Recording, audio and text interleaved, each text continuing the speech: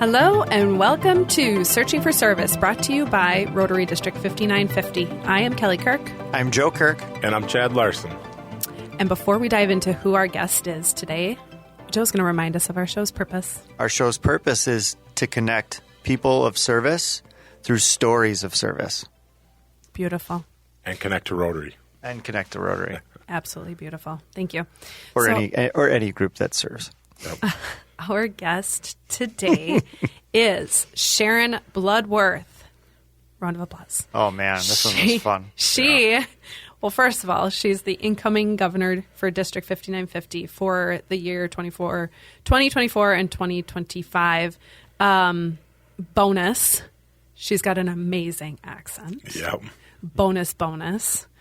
She loves to collect shoes of very famous people. Long live the Queen. Wow, it was a great interview, and what I don't even know what to say about it. It was just like it just flowed. Well, we should all feel very inspired of what's coming. Not only from a leadership standpoint, but also she seems very passionate about the directives that she'll be championing.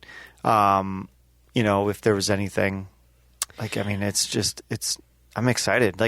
I'm excited for her. Yeah. It was a long time coming. She's been waiting for 12 years, she said. To tie it in with the shoes, right? Like she drew upon the shoes, right, of Margaret Thatcher, and was just way to give it away. Sorry. Don't tell Kelly any secrets. I know. But she took that as an opportunity to go, well, wait a second. If these people, these women are just like, they're here in these outstanding high profile positions. They figured it out.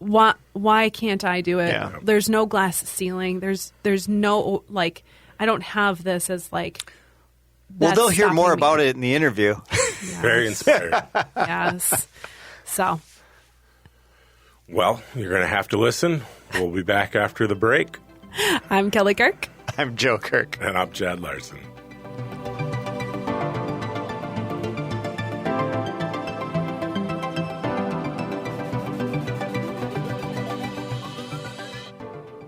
Rotary is a place for all community-minded people who want to serve their areas with the support of an international organization. Join Rotary to find service. Join Rotary to find inclusion. Join Rotary to find leadership. Join Rotary to find fun. Join Rotary to find friendship. Join Rotary to find a better version of the world. Find a Rotary Club near you at Rotary.org and click on Club Finder. There is a club out there for everyone. Find your fit with Rotary.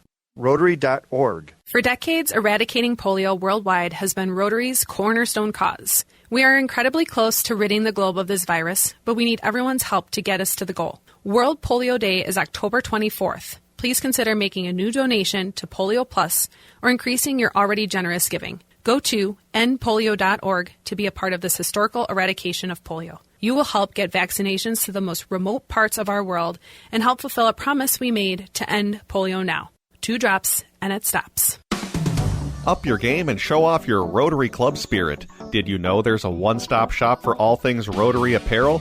Russell Hampton Company is the world's largest provider of licensed Rotary branded merchandise. From apparel like hats, jackets, and shirts to banners, tents, and awards, they have it all. And most things are customizable. And they can handle orders of all sizes. Russell Hampton Company also has deep connections to Rotary. In 1920, the company founder was part of Rotary Club No. 1 in downtown Chicago. Russell Hampton Company models their business on the Rotary 4-way test and gives back 10% of all purchases to Rotary, supporting its global work. So the next time you and your club are out on a service project, arrive with the right swag from Russell Hampton Company to promote your club and Rotary. Even non-Rotarians will want some of your cool hats, shirts, and jackets. Learn more at bestclubsupplies.com. That's bestclubsupplies.com. Hello and welcome back to Searching for Service, brought to you by Rotary District 5950 and Russell Hampton Company. I want to thank them for sending us some swag. They're the #1 printer for Rotary in the country, so they can help you out with any of your Rotary printing needs or your business needs. Thanks, Chad. Yep. Just going to do a quick introduction of our hosts. I'm Kelly Kirk. I'm Joe Kirk. And I'm Chad Larson. And we want to welcome our guest today in studio, Sharon Bloodworth. Thank you. Welcome. We're happy to have you. For those of you who are listening today, you're going to really want to listen in. So Sharon is our incoming governor for District 5950 for this upcoming year, 2024 and 2025. We're very excited to learn a little bit more about that and how your process has been from start to finish. But let's get to know you. Perfect. That's kind of how we like to start everything. So I've heard it was the Spanish Inquisition. yeah, we're going to really try to trip you up here. Careful what you wish for. So Sharon, let's start with, everybody can clearly hear your accent. So why don't you share with the listeners, where are you from? Oh, brilliant. Well, I was born in the UK, but my dad worked in oil. So I grew up in the Congo, Indonesia, Texas. That's a whole country unto itself. Yes. France, Italy. We moved pretty much every 3 years or so. Wow. So I've spent most of my time actually out of the UK. But I talk to my mother every day, which I think why the accent sticks. I was just going to ask. But they think I sound very American. So Yes. Oh my gosh. Very exciting. So I think I read, is your 20th year in Rotary, is that yes, correct? 20th year in Rotary, 30th year in the US. Wow. When did you settle in the Twin Cities? That was about 22 years ago. Wow. So came here with an ex-husband, typical thing. Usually an ex kind of brings you to Minnesota. I was really excited because the only thing I'd seen, it was 90210 with the two kids that were from Minnesota. And I thought, that sounds great. And so, yeah. But however, it's so wonderful that it's always really hard to leave. It's a great place to raise children and, really brilliant. So it's a best kept secret. Yeah. What made you join Rotary 20 years ago? So my old boss was a Rotarian and I was looking for something charitable to do, but during the day, because I had a young daughter at that point, the club actually met in my building, so I literally just had to fall out of the elevator to go up to it. Very nice, yeah. But I landed in club number 9, which is the 9th ever formed out of 40,000 clubs around the world. So I couldn't have been more lucky in kind of hitting that club. And I thought I was really lucky when they let me in originally. I was like, I can't believe that I'm in here. But they've just, it's been unbelievable. So in regards to the amount of years, you've really had a nice opportunity to see the evolution of Rotary as well. What has been some of the things that you have learned in the evolution of Rotary? Oh, well, I remember one of my first meetings. Women were let into Rotary in the 1980s. And I think one of my first meetings was they were pointing out kind of the gentlemen that voted against ladies. Welcome. Yeah. Although, you know what? I love to belong to organizations where that it's hard to get in and that you're not particularly welcome because it's much more fun. Yeah. And I was the first woman in my CEO group as well. So I like that attitude. Oh, love it. And so they were, Rotary has changed from a very kind of traditional, more kind of male-based, you have to be kind of the peak of your career. And then over the last 20 years, it's really become an environment where all are welcome and encouraged, and it's really been through an amazing evolution. And so we still have that fine history of huge mentorship and leadership and community building, but it's been really fun. And it's different around the world. So we have 1.4 million Rotarians around the world, and every country and culture has a different flavor. So, for example, in my hometown in the UK, it's still a men's-only club. I went to visit them. I didn't realize that. I went to visit them, and they might not let women in for another 100 years after my visit. But I had a great time, and they were so welcoming, and it was a real giggle. That's good. That's really good. Surprising that after having you come visit, that they didn't maybe have that mindset shift. Oh, yeah. It's kind of interesting. Yeah, but I look forward to seeing them again as district governor and to go and wave the flag again. But they're a brilliant group. And again, every culture and group is different. And that's why there's always a home for everyone in Rotary somewhere. That's right. As soon as I start getting the invites to the mom wine book nights. Okay. I haven't even gotten an invite yet, so relax. There was a group called the Brutarians, and it was Rotarians from all around the district that would get together just to go to the different breweries. That's a good idea. Not quite my flavor. If it's a winery, I would definitely be that's my flavor. But so I am thoroughly impressed with your bio. I've taken a look at that, and I see, I mean, obviously it's an impressive background. You've got a large private investment firm both in Minnesota and Florida, and it's owned by all women, right? Just by me. By just you, okay? Yeah. And so there's a huge leadership component that goes in with that. And Yes. so what are some of the commonalities that you see between what you do with your investment firm and then what that means in respect to Rotary as well? So when I came to Minnesota 22 years ago, I kind of started as a director of operations in an investment firm, and since then, again, bought out the owner 6 years ago, and it's made us the largest women-owned private investment firm in Minnesota and Florida, which I'm insanely proud of. Yeah. But I wouldn't be where I am today if it wasn't actually for Rotary. Do share more. So in the sense that my Rotary Club opened up the community to me, so I got to know kind of who people were and got to know people very quickly. Being president of my club, it meant you were up in front of 150 people every Friday running the program. Yeah. So I soon learnt public speaking skills, and then I just had great mentorship and leadership. I always think that if you have a better skier in front of you, you automatically raise your game, and so that was really brilliant. And I just thought, just the luckiest thing. And there was a gentleman that I went out to lunch with probably 6 or 7 years ago. It was pre-COVID. And he said that he'd never seen a transplant into Minnesota be so ingrained in Minnesota society and events. And he's like, how is that? He said, because Minnesotans are really nice, but because you've all gone to junior high together, you don't necessarily need more friends. So tribal. Well, it's certainly not the first time that has come up on our podcast, too, and it probably won't be the last, but yes. And so, I said it was actually Rotary. When I look at all the organizations that I belong to and all the different boards, if I look at my closest friends, they're actually Rotarians, and so it's a tremendous place to expand your network, and you're welcome. Yeah. Well, and I think even just at the local level, like I think about like being incorporated into Edina.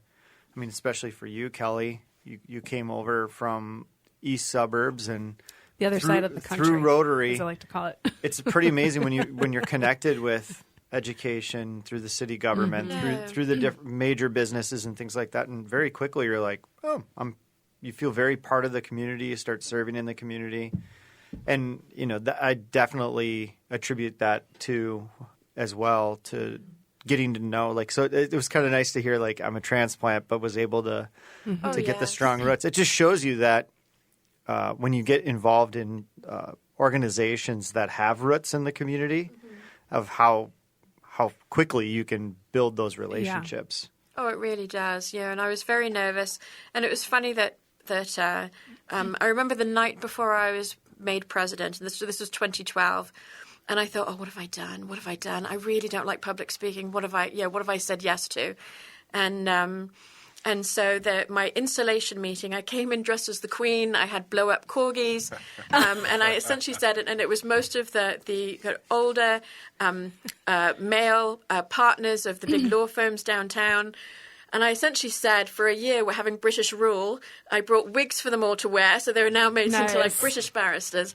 And I think secretly they really wanted to wear them. And so we they laughed, and it was the most tremendous meeting. And in fact, after I spoke, they all stood up with a standing ovation. And I thought, they really love me. This is going to go well. I didn't realize it was tradition that you were supposed to do that. Oh my gosh. But I laughed, and then I never looked back. And then all of a sudden, just the nervousness disappears. And then it was just like, it was the most marvelous year of my life. I remember being on a plane going somewhere thinking, if the plane goes down now, I am going out on top. And so I thought the only thing I could beat after being president was district governor. So it's been a long, it's been a long wait. It's been 12 years that I've wanted this job. So that is so cool. Yeah. It'll be interesting in 12 months or a little bit more than that, and we'll have you back on the show and go. So was that your peak experience? Or are you like looking at that other carrot in front of you, like the actual carrot, right? Mm-hmm. No, I absolutely can't wait. I have been waiting, and my view is that, as I said before, like I would not be where I am today if it wasn't for my Rotary Club and my Rotary friends. Mm-hmm. So I saw this district governor role as a real give back tour. Yeah. So 2019, I went to kind of study in Stanford, innovation and change management and organizations and what values are to, again, be able to really bring that back to our district and help them thrive. So, well, and if you don't mind, like a lot of this show is geared around membership, exposing Rotary to new people. And one of the ways that Rotary is valued to people is through business. Like it kind of started as a networking group and all of that, right? And it's really fun to hear that you acknowledge the fact that Rotary was a key component in that. Key. But it's always funny, like it's not directly. It's this kind of remainder thing. Like it's if this, then that. It's not that he's talking about because I was using my hands. But anyway, like it's this like serving first component. And like showing people who you are, and it's an amazing opportunity to show people who you are as a person. And then when people see that, they trust you, they like you, and then people use people that they know, like, and trust. Yeah. And so, for those that are listening and going, I really want to build my business, is Rotary an organization to get part of? What recommendations would you have for somebody that is going in with that thought process? That was a really long way to ask a very simple question. Yes, it was. So we know that Rotarians that join, about half of them are joining for service and half of them are really joining for networking. So we know that. But however, the largest attrition is usually in the ones that are on the networking side because they really hope to have done business much faster. And Rotary is very different. It's not the Chamber of Commerce. I mean, you're really coming together to do really amazing things in your community and build very authentic friendships. But when you do business together, it's much deeper and kind of the resources you have in the club, it's very, very different. But as you know, I mean, it started with a group of gentlemen that wanted to do networking, and then the service came from that. It wasn't the initial thing. But however, kind of in Rotary, we've had a long-standing tradition of not talking about business in Rotary. Yeah. And part of that, it's not to discourage it, but it's really to encourage the much deeper friendships and relationships first, and then it makes all the difference again. So, well, in my experience with it too has been, so when you join like a like a networking group, is you get like skin layer deep relationships, and it's really hard to get to like the second and third layer of relationships in people's lives that are really meaningful. Whereas Rotary, typically your first interaction is with a little deeper interaction. So it takes a little bit longer, but you're kind of getting to the same location in about the same amount of time because maybe you get a referral to somebody that they just met or whatever. But typically, if you're getting a referral from a Rotarian or if you're connecting with a Rotarian, they're like, hey, I want to introduce you to my top person that I really care about. And you're like, whoa, okay, cool. So my point is that it seems, in my opinion, because I've done both, that the outcome at the end is the same. It's just kind of the way that you get there is different. Yeah. Good way to... Right. And I also think that... and I think Rotary operates a little differently in the business arena as well, is that you're really encouraged to connect with significant people in the community and you have them come into your club. So it's a much faster way to make a more significant difference. And I always say part of the value, so for example, nonprofits is having multiple nonprofit members in our group or in the district because they can all get together. And at the end of the day, again, there is power in numbers and understanding each other. You can help each other get jobs. You can help each other improve. So it's so much more than just a referral to direct business. It's real self-development and growth, and that'll make you a much better business person ultimately than just exchanging business cards. So, yeah. What are you looking forward to most as you become governor? Are we going to see the Queen again? Technically, it would be Empress now. Yeah, we have a whole Commonwealth now. Gosh, what am I'm like, I don't know my British. I know. I know. No, I think so as district governor, you are requested to go around and visit every club in your area. For me, there are many areas in Minnesota that I haven't traveled to or seen. And so usually if you have a weekend or a week trip, well, I'll go to Europe instead of kind of go north. And so I can probably count on my hands the amount of times I've gone north, because there's so much in the Twin Cities to see and do. And so I think that's going to be really exciting. And for me, that's exotic. So, for example, for all my European friends and kind of my Asian friends, is that when I say, I'm in Minnesota, they're like, oh, yeah, okay. And it doesn't really register. But if I say I'm by the Mississippi, they're like, oh, I mean, that is like being by the Nile and, oh my gosh. or the Amazon. And so, so I'm excited to kind of visit. I'm totally going to use that. I'm by the Mississippi. Yeah, truly. Wow. We were taught how to spell it in school. I mean, it's an exotic thing. I'm married to an Iowan, and that's fields of corn, and Yes. he's so exotic for me. So, Oh my gosh. yeah. I don't think Iowans have Mind ever been blown. referred to as exotic ever. Right. Fabulous, I can tell you. I went to school in Iowa. We'll call them fabulous. Okay. Yeah. So I'm looking forward to a lot of things. Thanks for your question, and not only visiting the clubs, but helping make significant change. Rotary has 1.4 million people around the world, but it's rising in the East. So India has exploded in terms of membership, but in the West, we're top in terms of fundraising, but our membership is declining. Yeah. And again, because the world is changing and people don't join things as much, and it's no different to churches and other organizations. Yeah. So that's one thing that which is why we're here, Yeah. to kind of expand Rotary. And so that's one of the things that I'm committed on working on.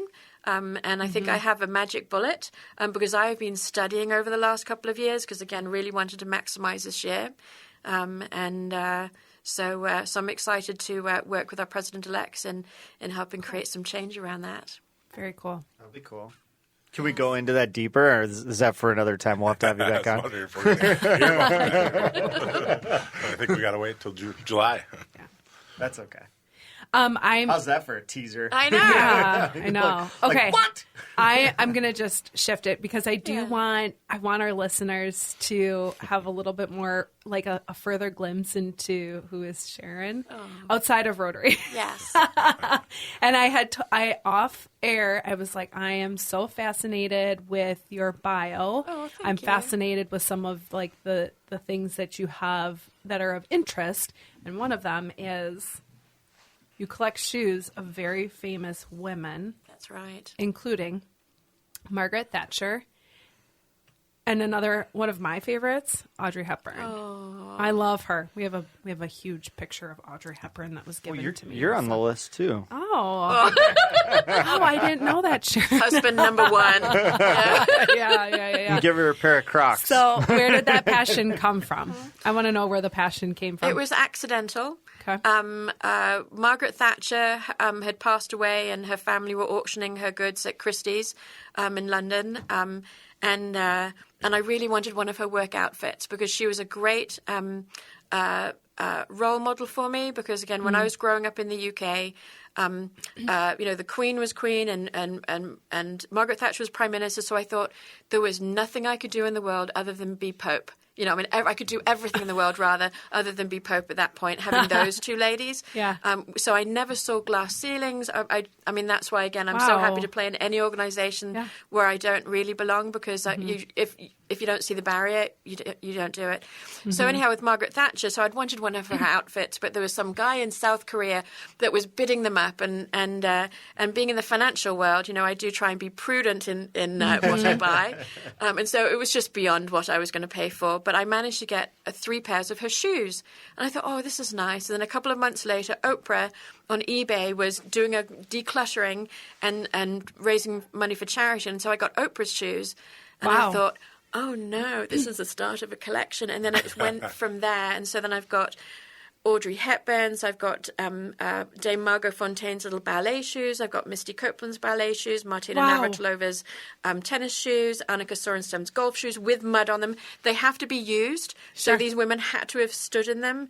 Meryl Streep, Cher, Janet Jackson. Some ladies say no. Yeah. So Barbara Walters said no. Dolly Parton said no. Ellen DeGeneres Dolly. said no. I know, that surprises me. But however, and the Queen said no. I did ask for the Queen's. However, I did get a beautiful letter from Buckingham Palace explaining why I couldn't have them. Wait a second. So in your, you ask directly? Oh, it's like fishing. You have to be very patient, very patient. But, no, I go straight to them.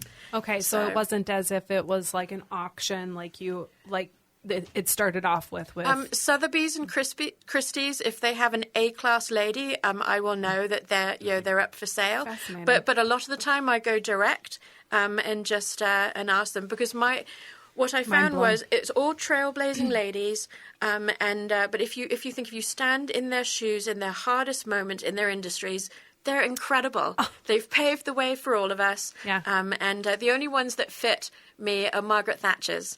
Most of them are too small. Oprah's is the largest shoe I've got. Yeah. And so occasionally I'll put on Margaret Thatcher's shoes, one of the 3, where again, I think, what would Margaret Thatcher do? She wouldn't be crying right now. She would no, she wouldn't.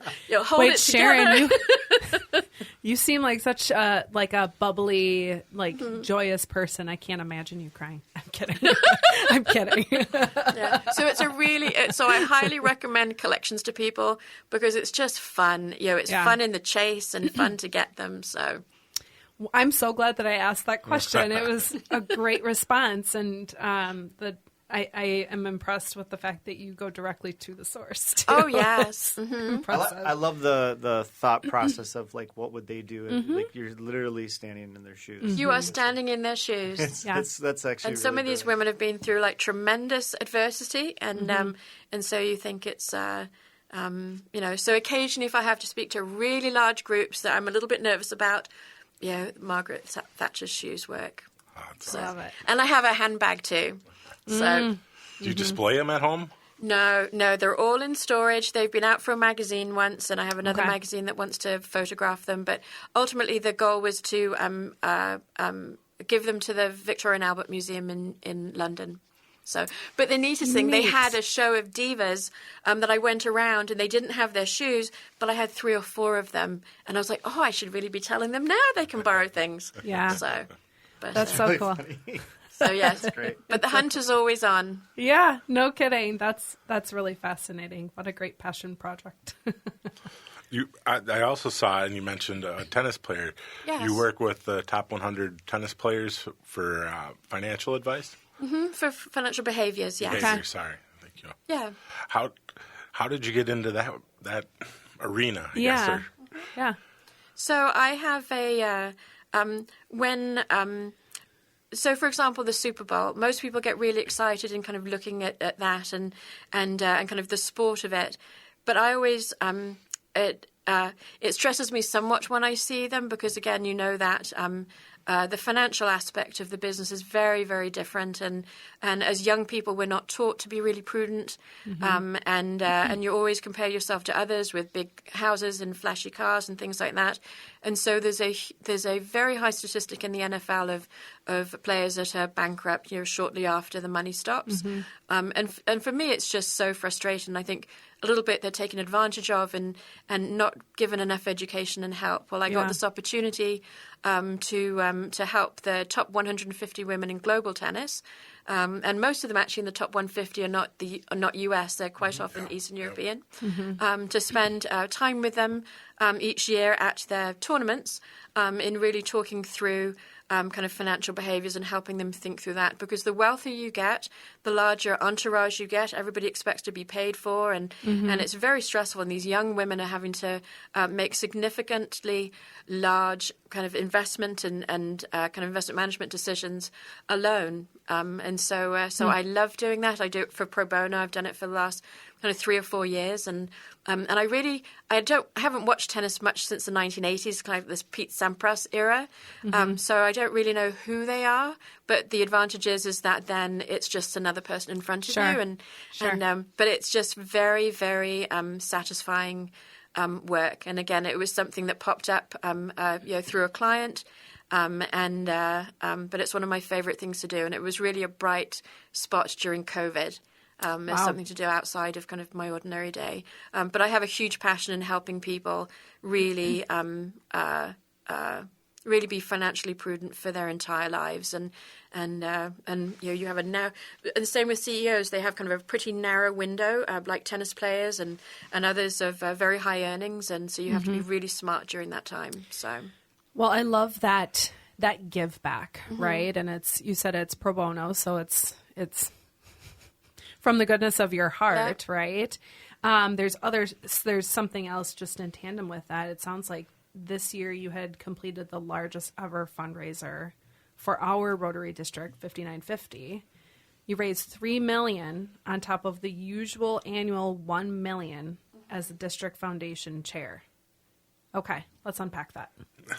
Well, you can't tell on the radio, but I'm fairly short, so I'm your classic overachiever that's had to kind of, jump up and down to be seen. I come from a kind of I've got 3 siblings, and So what happened was that, and I am not a fundraiser. In fact, it's funny that I'm in the work I'm in because I hate to ask for money. I hate to ask people for things or to do things. And in fact, another organization in town had asked me to work on their capital campaign. I was like, oh, no, you don't want me. I don't like to ask people for things. And but I went down to Texas on a zone training, which was kind of where they put kind of lots of Rotary districts together. And learned in Texas there was this thing called the $1 Million Journey, where it was a goal to raise $1 million. And those Texans, which I've lived in Houston, Texas, and I love Texans with a passion. And they were very confident about what they had done. And I was like, you know what? Minnesota can do better because, number one, our district is the 11th in the world in terms of fundraising out of 520 districts. And so I brought it back to our district, and our wonderful district governor, Mariana Kov, who went before me, I said, do you mind if I start this here? And she said, yep, no, go ahead. And so then we just had a grand old time and raised $3 million, and it was just wonderful. And it's rare to do that again so quickly. But I really feel that we just hit the tip of the iceberg, so we'll actually be running it again coming up this year. In fact, it's already started. People don't know it yet. You heard it here first. Love it. I can see I thought Joe's you just wheels sold turning. some of your shoes. This will take care of it. For sale. Not for sale, she says. No, thank you. Yeah. But the moral of the story is that actually anyone could do it. Because if I could do it, and I was not a trained fundraiser, and I'm a really reticent person asking for business, and it was really beautiful. Like, everyone just opened up their checkbooks, and it was just the most amazing thing ever. And so I'm hoping to do the same thing with membership again. I'm a reticent referrer for that, but I know that the biggest job I've got to do next year is to really raise our membership, and so I plan to take the same enthusiasm and gusto. I feel like you're being super humble right now, and also they probably were just puddles listening to your accent. That helps. I've had a lot of offers to, will you please record this from my voicemail? And one of my pipe dreams is to be like a little voiceover person, and so yes. Be like Alexa. Yes, that'd be amazing. Oh yeah, that would be. So, but seriously, like, what do you attribute? Like, if you could point to one thing as what was the successful measure that really helped you raise money or to get people to give on top of what they already have? Because, I mean, that's a significant difference in giving. Mm-hmm. It's not just, you know, you had some pizzazz. It was obviously something to that. You're like, I'm not unveiling my secrets. Yeah. No, I'm very happy to. It was an incredible group of what we called ambassadors around me. So this was a group effort that we did together. At the end of the day, the charity, the Rotary Foundation, is a really quality charity. I mean, it's 4-star Navigator. Very rare that you achieve that as a charity. So would it be bad to say it was an easy sell? Yeah. Yeah, it would. I sell for a living. I'm going. Yeah. There's something there. Yeah. I mean, Join the team and I'll tell you our secrets. All right, Yeah. deal. Okay. That's how you did it. Right there, yeah. I'm not giving it away. You come join the efforts. And then, No, in fact, I am giving it away because I'm actually trying to promote the how we did it to as many districts and clubs as physically possible. Yeah. So we actually replicate this around the world. The central leadership in Rotary International has asked specifically that we actually run these programs across the world. So I'm actively involved in helping promote and teach everyone the secrets. Okay. Well, there'll be a happy hour and cocktails at some point. We're going to share this. Yeah. I can be bought with shoes. Shoes, not drinks. Okay, shoes. Yeah. What, with raising that money, obviously it goes to projects. Have you participated? What's been the favorite service project that you've had that you've participated in that had the most impact on you? Oh.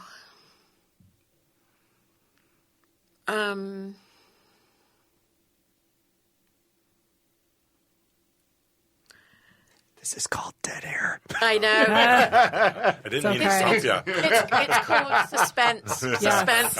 Yeah. I can see Brett over there just giggling. He's like, or we could just... Yes. Pause is, where do I even start? I will tell you one little story before I actually answer kind of your thing directly. So, last week, 2 weeks ago, I was in Orlando, where Rotary International brings all the district governors from around the world, the prospective ones, and then trains us. And so I was having a really nice lunch with a gentleman from Bangladesh and his wife was very friendly, and we were just sitting there having lunch, and he leaned over and he kind of said, there was a project that Rotary did in my country many years ago, and he said it was to build a fish farm. It was a project towards that, and I said, "Oh, that's amazing! That's fascinating." And he said this with tears in his eyes.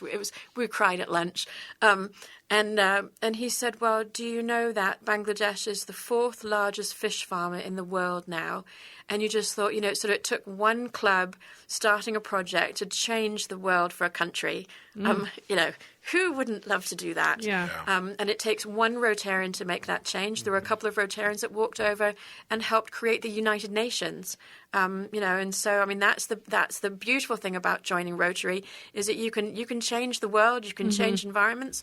A couple of weeks ago at my club, number 9, we had these people come and say they had some photographs from our club that they wanted to deliver from the early 1900s, and we said, "Oh, wonderful, come."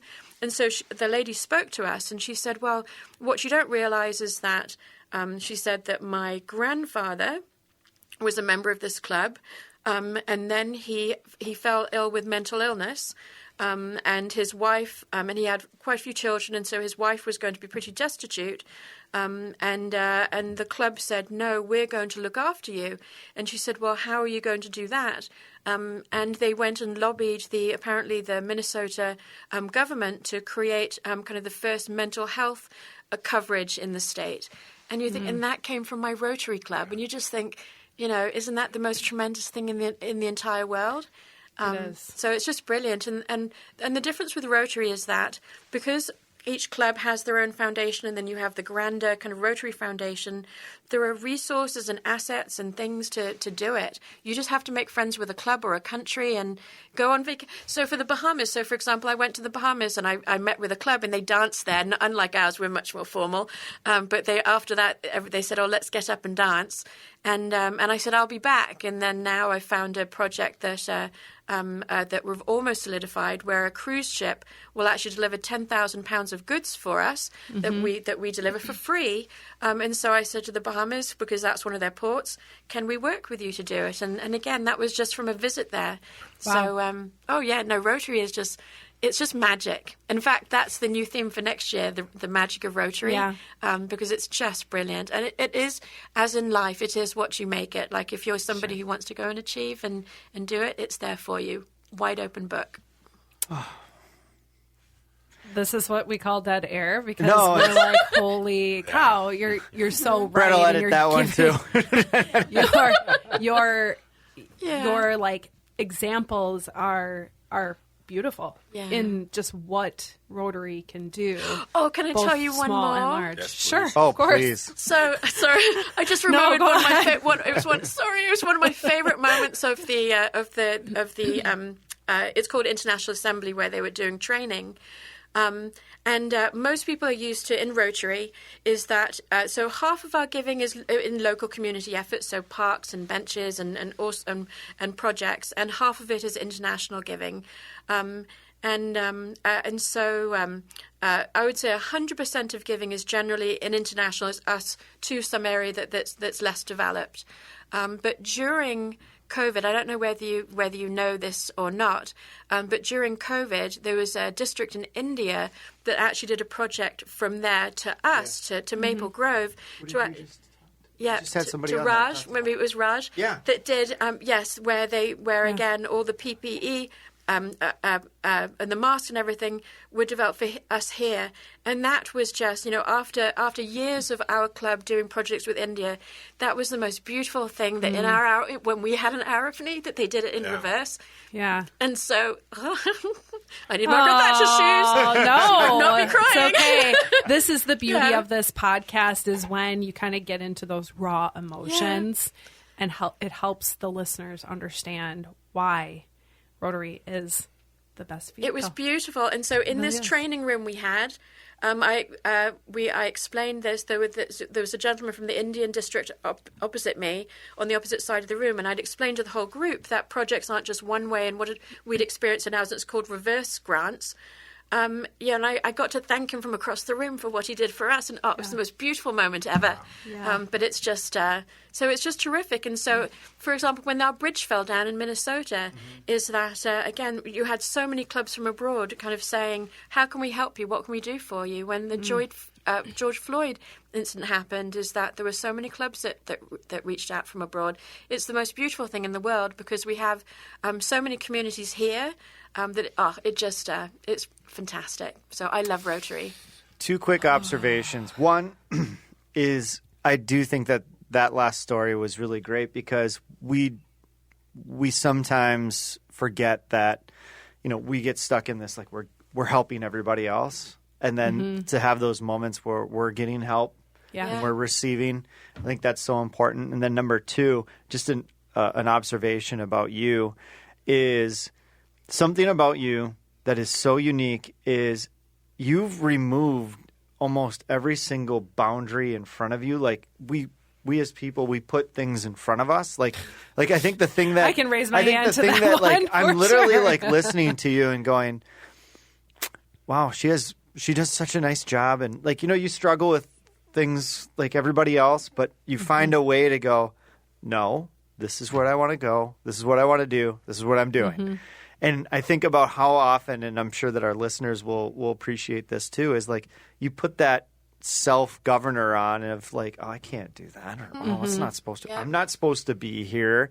Yeah. And you're just like, whatever. I know. But it's super empowering. But it's super palatable in like your results. Because that's what I always look at. I'm like, okay, what are the result? What are the result? And you look at $3 million raised. You look at that you disrupted an all-male or club, like all of these type things. And I'm like, anybody can do that. And we just don't because of the reasons I just said. And Limiting so thank mindsets. you so much for modeling that, because I'm even taken away and I'm going, yeah, oh crap, okay.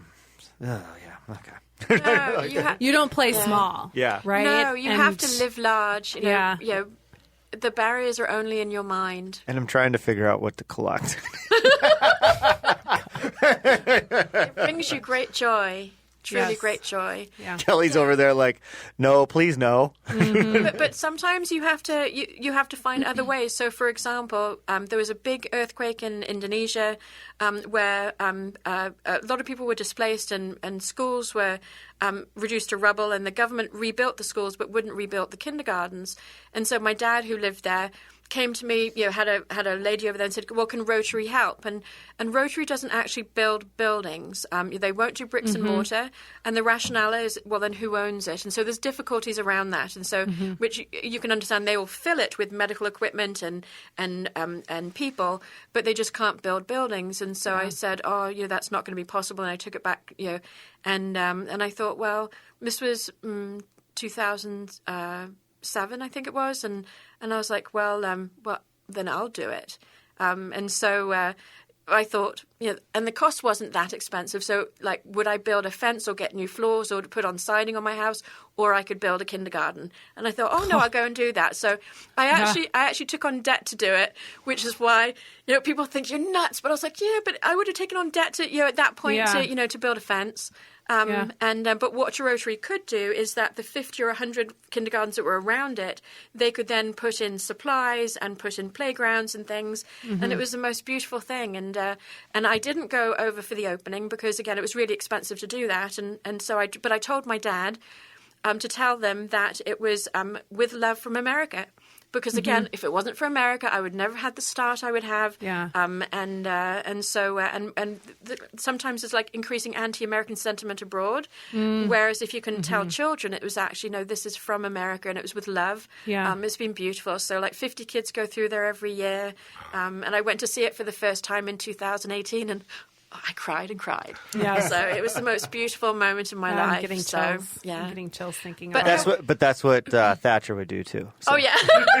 No, she never cried. You never saw her cry except for the very end when she left office, and even that was behind in a window behind a curtain. So. But yeah, so you can see there that, again, there was a roadblock, but you can do your own thing. But still, my club took a high interest in Indonesia as well, so we're still able to do more for all of the others as well, just in how we were able to do it. So, yeah. Well, you're going to be a return guest. I'm just going to tell you. This has been so wonderful, Yes. Sharon. I can't believe that we're actually over our time right now. It's Sorry. So it'd be so nice to have you back on, and we're cheering for you. And we've got that 30 seconds to kill out of here. Yeah, no, it's all good.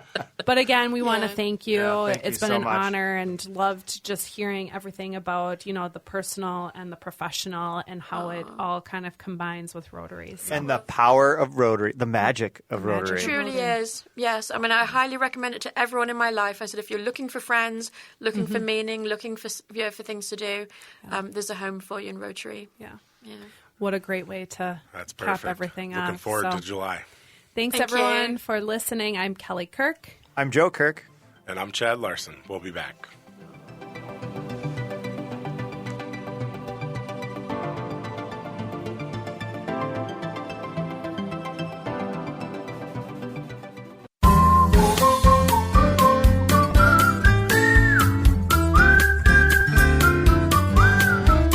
Is it the truth? Is it fair to all concerned? Will it build good? Will it better friendships? Will it be beneficial to all concerned? When we pay it forward, it will be returned. Join Rotary to serve your community and the world with honesty, fairness, and goodwill. Our 4-way test guides our actions every day. Is it the truth? Is it fair to all concerned? Will it build goodwill and better friendships? Will it be beneficial to all concerned? These values underpin our commitment to making a positive impact on the world.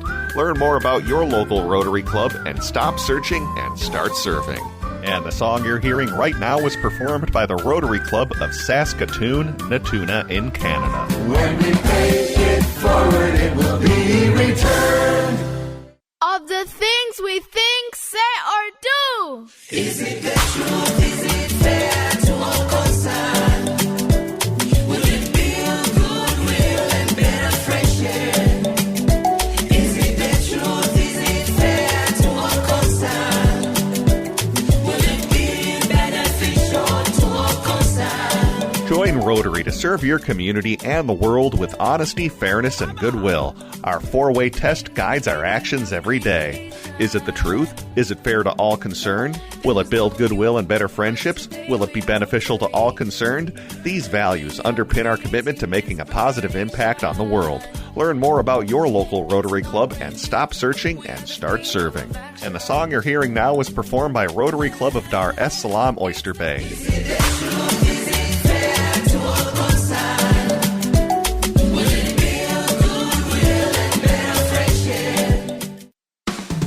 Show off your Rotary Club spirit with Russell Hampton Company. They're the world's largest provider of licensed Rotary items. They make everything like hats, jackets, shirts, banners, and more. Russell Hampton Company is a fourth-generation family-owned and operated business founded in 1920 by a member of the first-ever Rotary Club in Chicago, Club Number 1. When you call Russell Hampton Company, you get more than just a company. You get a fellow Rotarian-owned business who's there to help. No matter if you're ordering for your entire club or just yourself, no order is too big or too small. Not sure what your club needs? Their team members can help and customize just about anything. They live by the Rotary 4-way test. They also give 10% of all purchases back to Rotary to support Rotary's global work. So remember, Russell Hampton Company is your one-stop shop for all things Rotary. Learn more at bestclubsupplies.com. That's bestclubsupplies.com. Russell Hampton Company, Rotarians serving Rotarians. Hello and welcome back to Searching for Service, brought to you by Rotary District 5950. I'm Kelly Kirk. I'm Joe Kirk. And I'm Chad Larson. What a great interview with Sharon. We went through a lot. We unpacked a lot. And if you're not jacked, I just don't know what to tell you. What was your key takeaway, Joe? Oh, man. She... and I mentioned it in the interview, is just this ability to self-remove obstacles. Mm-hmm. That's an incredibly powerful gift because it just keeps you moving forward. How about you, Kelly? Oh gosh. Okay, my turn. I would say that there was no barrier too big for her, and it's something to just kind of look for. It's like I was very much inspired by just. Don't let the barriers stop you. Yeah. And how about you? I think she represents where Rotary is going, too. I know we talk about a lot of things, but overarching, that was the big thing as I was thinking about it, was this is where Rotary is going. This is why I think we like to be a part of Rotary, too, is for somebody that sees it in a different way. And my other biggest takeaways, I'm looking forward to, July to hear a little bit more on some of the details. I know, we'll have her back. Yeah, we should definitely have her back. So we just want to, anything else, guys, you want to add? Yeah, I think the importance to the last little takeaway was just how rooted Rotary was for her being a transplant. Yeah. In my business, and we hear it a lot from people. It's hard to get to know your community. Yes. Okay, if you move here, join Rotary. It sounds like it connects you to your community. I can attest to that. I think you can attest to that. She can attest to that. Yeah.